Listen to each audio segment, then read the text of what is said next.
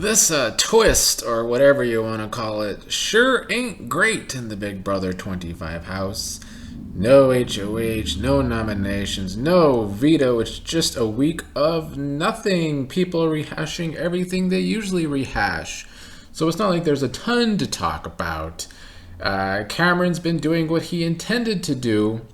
He will be the one playing the puzzle to try and get back into the game.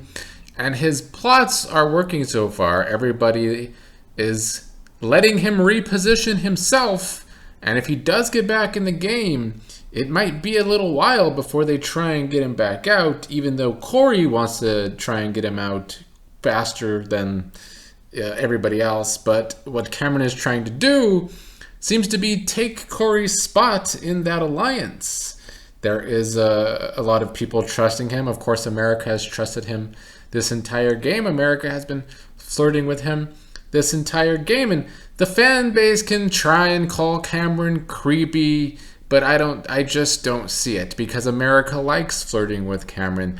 And the truth is that if Corey happens to go out pre-jury, I fully expect America and Cameron to be a flirty thing. Do I expect America to be kissing Cameron? Maybe not. But Cameron will 100% be America's new cuddle buddy, and the America Corey stands will be in shambles. But to go along with Cam's plan is sort of more of the race war touched upon in my last video, because the white players want Cameron to return. The black players want Jared to return. But more importantly is how the black women's games are suddenly under a microscope. And whatever they do, it's the wrong thing. And this has been a part of social games since forever. So anybody that wants to argue with me in the comments, although there's not a lot of them, but anybody that wants to argue with me in the comments that there's not racial motivations behind some of this gameplay is just flat out wrong. Because you have Jag and Matt always on Cirie's ass about doing too much, and then you have them on Mimi's ass about doing too little, and yet Bowie Jane is in the same house who has done absolutely nothing. Bowie Jane, the biggest furniture going, but of course if Mimi does too little, it has to be under a microscope. It's damned if you do, damned if you don't, and we have constantly seen this in social games, which is why it always gets called out, because it's like two different social games that white players play and that black players play. And to go along with that, you have Cam now growing the target on the black women's back. Now, this is a part of his plan to keep Cirie safe, however, but still, he is making the other side of the house, the white players and wannabe model minority Jag, of course, aka Wussy Pussy. He's easily getting them to want to target the, Felicia and then Mimi if Jared goes.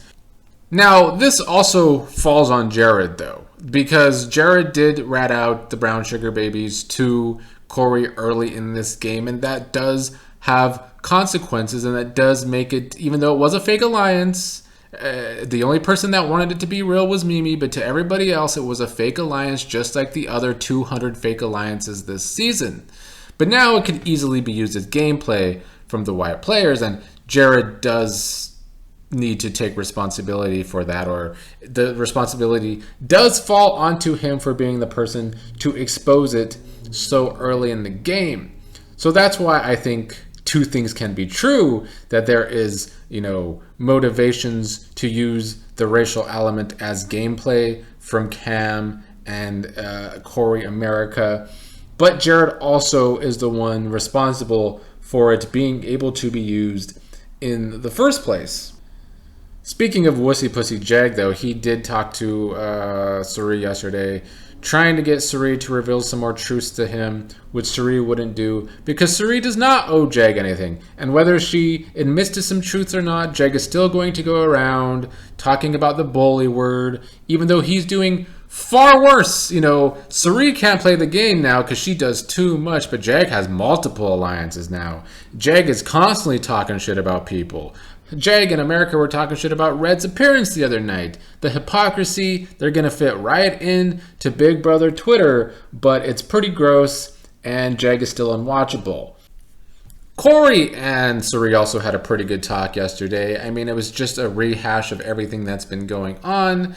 But I think what Cirie has done well over this reset week, basically, is resetting her game. Cirie is no longer one of the bigger house targets, and that is because she has put in work with everyone. Now she has a lot more work to put in, and if Jared does end up staying, I think that will possibly hurt her game, because once again her game has to revolve around Jared and all of Jared's bad decision making and all of Jared talking way too much.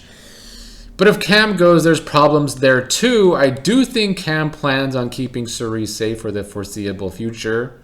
If he does stay, that is a part of his big plan. Cam does want Corey out of this game sooner rather than later. Would he want a shot taken at Felicia before Corey? Yeah, maybe, especially if he's not in power to make the big move to get out Corey. But I do think Cam will try to keep Cirie safe for now.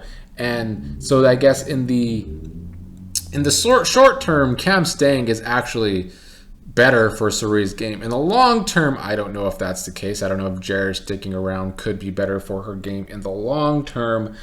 I guess we will have to see how that plays out. Blue and Jared continue their weird cheat mans, where Jared even called Blue his girlfriend in a statement yesterday. Jared's situation outside of the house, we don't know what their relationship is really like, but his relationship with Blue probably never going to work out. I do like Blue, though, I'm not gonna lie. So many people get on my nerves these days in this house, and Blue's not one of them. I hate her fakeness sometimes when she's just trying to be cool like a TikTok girl. But outside of that, when she's actually playing the game, I like it. She wants to be like Matt and play the middle, even though I think both of them ruin their chances of doing that in the short term now because of the way they played over the past few days, and Matt revealing his cards during the double eviction, and Blue now, is trying to stick by Jared in a way. But Blue does now have that little connection with America. They have this duo thing going on, which I do like. I do like that. I don't know how far they can really take that, but I do like that they have that. I even like that Blue and Mimi sort of have a thing developing. Both of them noticing how America does flirt with Cameron, laughing about it the other night. Blue is making those connections, and I think out of everyone, she has grown the most as a player. Somebody who came into this game as a recruit, who didn't play at all for the first 4 weeks of this game, but over the past month has improved the most, I think. I mean, Matt improved a ton from the first week as well, and that's why I think both of them have this more dynamic game than everyone else, because everyone else is constantly stuck. They are constantly revealing way too much to people. Although Blue and Matt do that as well, I still think that because Blue and Matt have more relationships throughout the house, it doesn't hurt them as much yet. It has the potential because of the way they've been playing, but it hasn't hurt them as much yet. Back to Jared and Cirie, though. A lot of Jared's game was exposed to Cirie yesterday. Everybody throwing Jared's bad game moves under the bus to Cirie. And Cirie is never going to, hold that against her son. I mean, this fan base wants Cirie to scold Jared and try and get Jared out of the house. And it's like, what? I mean, at the end of the day, it's still mother and son, and she's not going to do that. Even if Jared going is arguably better for her game for now, but with Cam possibly inciting, the whole race thing where the black women are the next 3 targets to go, even though he doesn't intend on going after Cirie. And I don't think everyone else would just let that happen to go 3 in a row, because I think Corey would want to take a shot at Cameron, and Cameron wants to take a shot at Corey. The whole dynamic between Corey America and Cameron has been awkward over the past 24 hours, to say the least. But I'm going to say this again. America loves talking to Cameron. America has not said a negative thing about Cameron for a month now.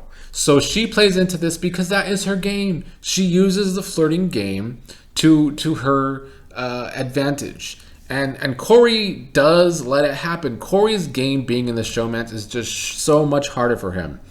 Like, if America would go, Corey's game would open up so much better for him. But until then, he is handcuffed to an alliance member in America who hurts his game. I've said this from the beginning, and Corey didn't help her game in the beginning either. Cirie calling out Corey yesterday for the reason that nobody trusted America was because he threw her under the bus so much. It's true. They've both hurt each other's games a lot so far in this game, but that's where everything stands for now. I don't know how much there is to update this week because it is such a nothing burger of a week until we get this zombie twist over. We see who stays in the game. We see who's the next HOH, because this week doesn't have an HOH or noms or nothing.